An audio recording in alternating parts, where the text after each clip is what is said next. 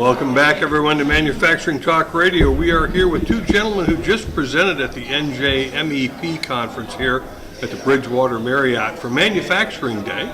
This is the 6th annual Manufacturing Day presentation by the NJMEP. We have with us Stephen Kay, who is the CEO and founder of AEPG Wealth Strategies. Stephen, welcome to the show. Thank you very much. And we have Brian Gregoff, who is the Senior Manager for Retirement Plan Solutions with AEPG Wealth Strategies. Welcome to the show, Brian. Thank you. So, Stephen, when you were here presenting, what did they ask you to present on, since this is a manufacturing conference? Well, we were talking about tax-qualified retirement plans like 401k plans, and they're the best example of the term "no good deed goes unpunished." The employers want to offer a retirement plan to their participants, their employees, good investments, tax favored, and the government has imposed such deep and broad and onerous regulations that, believe it or not, 70% of the manufacturers are failing their DOL audits, and they're resulting in very significant fines. Oh my! I didn't realize that there was a fine if you fail the audit, that you're trying to do a good thing. What are the fines like? The average fine last year was over $450,000 on those 70% of them that failed their DOL audits. This must Shocking. be on purpose. Yeah, the government needs The government's money. doing it on purpose. Oh Gotta my be. gosh. You're right, it is low-hanging fruit because the regulations are so onerous. Plus, employers don't really realize that the needs of the vendor, the brokerage house per se that's providing the benefit, their needs are diametrically opposed to the needs of the sponsor, the employer. The employer wants low-cost investments and high service, and the provider, the vendor, they want lower service and higher fees. So employers today really need an advocate. And at AEPG Wealth Strategies, we believe in it so strongly, we trademarked the term accountable advocate about 15 years ago. Interesting. Well, it's a smart move because, wow, it's got to be a bargain to engage you folks. If on this hand I face a fine of 6 figures. It's very significant. That's amazing. Does that deter many employers from signing up for 401ks for their employees? Well, we found that it's really a necessary evil. So you sort of need to have a 401k plan today. So people need protection with it, though. Right. Because the government is being very aggressive in that area. So they have the manufacturers dancing through the minefields again. Yeah. Oh boy. Stephen, now you're with AEPG Wealth Strategies. What do you do with them?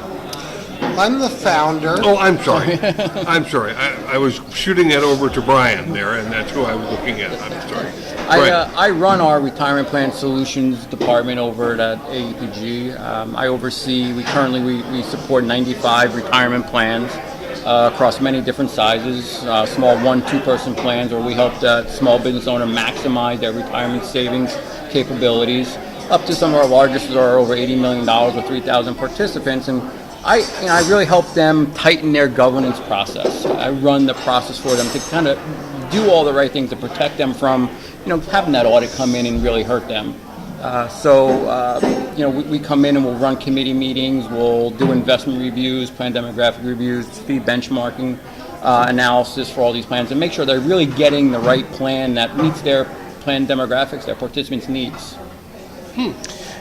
I'm still stunned. I got to go back. I am. Stephen blows away with the first one. The first one, I got blown away. That the government charges those kind of penalties for an inadequate program that almost forces you to fail. The problem is those programs are, a lot of these plans are subjected to what's called plan creep. They're set up and nothing's really being done about them as they continue to grow and become larger, and the only person that ends up hurting is the participants.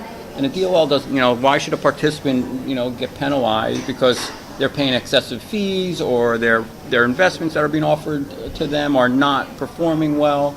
And what happens is the plan sponsors, who are the fiduciaries of these plans, aren't going through and making the changes that they need to make as plans continue to evolve and grow. And DOL is taking that seriously, because we're in a place here where many participants are not properly saving for retirement, and at some point it's only going to hurt the economy. They're not going to be able to retire, and Right. it's going to cause more problems. So it's in the best interest of those plan sponsors to really put a good plan in place for their participants, because it brings an extra benefit for themselves. So what is your recommendations when you go into a company and find that they've got a 401k that's a mess, and you find that there's all kinds of issues that need to be corrected before the government comes in with the handcuffs and the police cars outside? So what do you do? How do you do this? Yeah, it's really in their best interest to look at improving what I kind of summarized everything up in is their governance process. And the governance process is really going to look at the investments that are in the plan to make sure, one, they're continuing to perform well, and they're at the lowest fees possible for those investments. There are a lot of plans out there that are paying excessive, using higher share classes for their mutual funds than they need to, and the only ones really being affected by that are the participants, right? When you can get an investment for 100 basis points or 20 basis points, which one would you rather? You'd rather the lower one, right? I mean, there's no reason to pay for the higher one when you can get at a lower fee. Number two, as Stephen pointed out, a lot of plan sponsors let their record keeper run the plan. The record keeper doesn't make the decisions. The plan sponsor needs to make those decisions. So the plan sponsor needs to take that active measurement to an approach to really make sure they're doing the right things for the plan from an education perspective and and from a participant savings perspective. There are tools out there today where you can put an auto enrollment into a plan, where it really helps you auto enroll participants at a certain savings rate, because most participants don't take the action, and auto enrollment helps plan sponsors push them along in that direction. Stephen, obviously larger companies may have somebody that can manage that plan, but the smaller companies, I look at Lou's company, which is not a 500-person company. It's a smaller company, and my concern for a company of that size is they're going to get caught in this wicket where they don't have the expert on staff or a knowledgeable person on staff. Is that the role you fill? Yes, exactly. We act as the advocate for the smaller plan as well as the larger plan, because a small plan just is not familiar with all of the different governance requirements. Plus, this Lou might find even more shocking than the fine amount. Most people don't realize that a broker at a big brokerage house is not required to act in the best interests of the client. What? Yes, that's right. All of the big name brokerage houses, I won't name them here, but a broker is not required to act in the best interest. The Department of Labor had created, it took them 7 years to create a fiduciary rule, which was supposed to take effect this January 1st. And horror of horrors, it was going to require brokers to act in the best interests of their clients only for ERISA or pension plans, 401ks, IRAs. And even that had an exemption so that they didn't have to. But the government just postponed the implementation of that for another 18 months. And it's being challenged in the courts. So it will remain that brokers do not have to act in the best interests of their clients, but there are what's called registered investment advisors, which are fiduciaries under the law and always have to act in the best interests of their clients.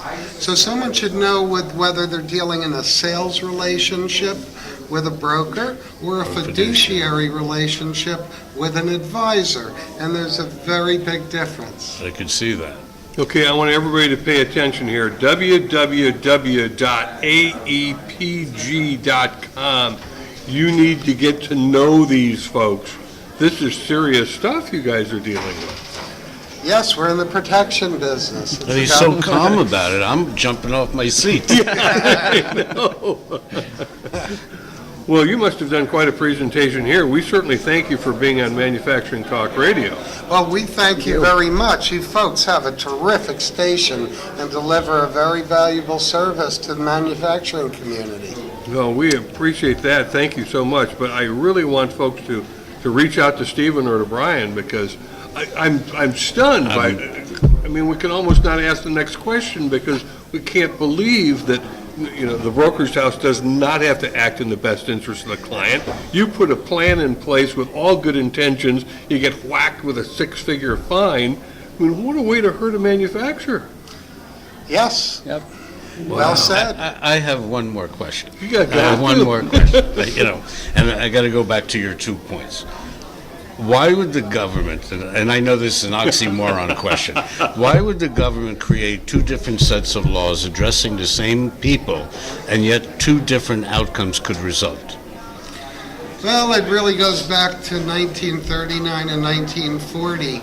After the Great Depression, after the stock market crash, the government realized that if someone was getting paid one fee to sell one product and a different fee to sell another product, that they have a conflict of interest, and they shouldn't be in the advice business, they should be in the sales business, and that gave rise to what's called the 1940 Investment Advisors Act. And back then, way back then, they recognized that if you have a conflict of interest, you shouldn't be in the advice business. A registered investment advisor always works on a flat fee so that there is no conflict between what they're recommending or implementing. Whereas a broker, unfortunately, may get paid X percent to sell this product and Y percent to sell that product. Sounds like a rigged system. Where did I hear that before? Is there a lot of churn in these plans that the plan sponsor might not know about?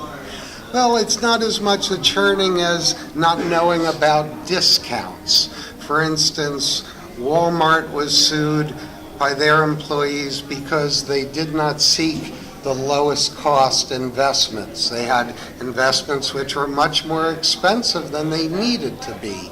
And if you're operating a pension or 401k plan, you have a fiduciary responsibility to act in the best interests of the participants. So you have a responsibility to seek the lowest cost investments. This topic could go on for days. This is really an amazing topic, and perhaps we can come back around on this again with you at another session and get more of this information out to the people that need to know about it. So, We'd love to. Thank you so very much. So thank you for being with us. Appreciate it. Thank you. Stephen? Pleasure. Stephen? Thank you very much. Thank you so much. Thank you. Terrific. Thank you. Terrific. Thanks for joining us on Manufacturing Talk Radio. You can hear our next broadcast each Tuesday at 1 p.m. Eastern Standard Time at mfgtalkradio.com.